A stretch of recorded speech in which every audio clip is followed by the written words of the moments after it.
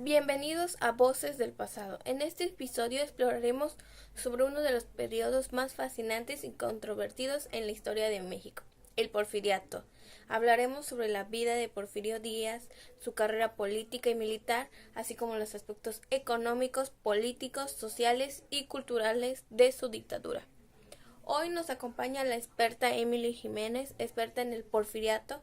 Gracias por estar aquí, por acompañarnos en este día, Emily. Un placer, Stephanie. Es un periodo muy clave para entender cómo México se transformó en el siglo XX. Doctora, empecemos por el hombre detrás del mito. ¿Quién fue Porfirio Díaz y cómo llegó al poder? Porfirio Díaz nació en Oaxaca en 1830. Él venía de una familia humilde, lo que destacó mucho su carácter. Se unió al ejército y destacó mucho en su guerra contra la intervención francesa. Y es por eso que empezó a tener más importancia. Interesante. ¿Es cierto que en algún momento fue aliado de Benito Juárez? Sí, de hecho fue un aliado importante al principio, pero esto se rompió cuando Díaz empezó a criticar el mandato prolongado de Juárez. Ahora, doctora, ¿podría contarnos cómo inició el proceso de modernización en el Porfiriato?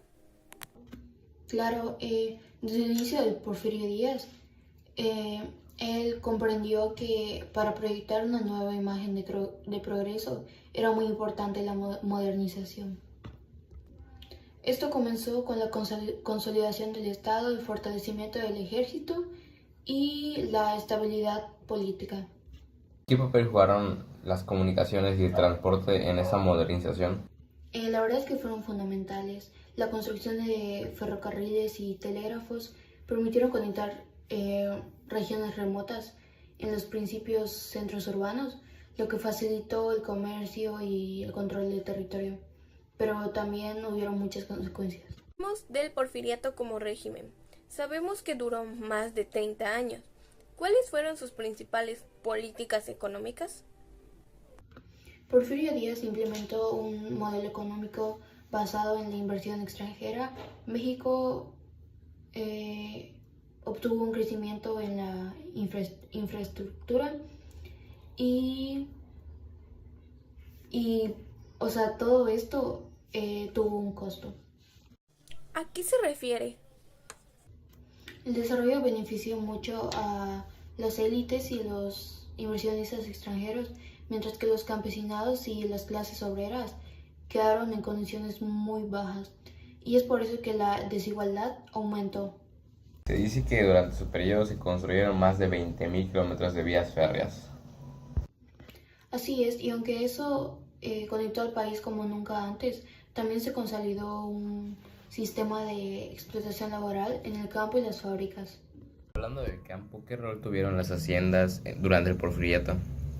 Las haciendas se convirtieron en algo muy importante durante este periodo, pero al igual funcionaban como enormes empresas donde se concentraba la producción agrícola, especialmente productos como el azúcar y el enequén. ¿Cuáles eran las condiciones para los que trabajaban en esas haciendas? Los campesinos vivían bajo un peonaje por deudas, lo que desataba prácticamente a, a los terratenientes.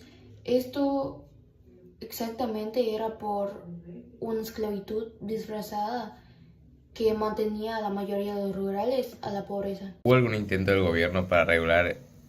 No realmente, los políticos del porfiriato favorecían a los grandes propietarios de tierra, quienes eran grandes aliados del régimen. Todo esto contribuyó a profundizar la desigualdad en el campo, y esto fue una de las causas muy importantes en la Revolución Mexicana. Pasemos a un tema que a veces queda en segundo plano, la vida social y cultural durante el Porfiriato. ¿Qué nos puede contar?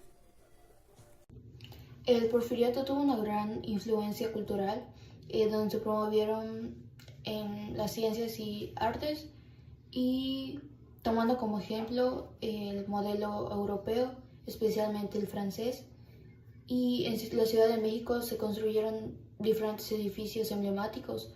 Uno de ellos fue las bellas artes. Pero al mismo tiempo había un contraste marcado, ¿no? Exacto, mientras los élites disfrutaban de un estilo de vida diferente, la mayoría sufría condiciones extremas de pobreza y esto contribuyó en la Revolución Mexicana. Gracias, Emily, por ayudarnos a comprender mejor este periodo. Para cerrar, ¿cuál cree que es la mayor lección que nos deja el porfiriato? El desarrollo económico sin justicia social es insostenible.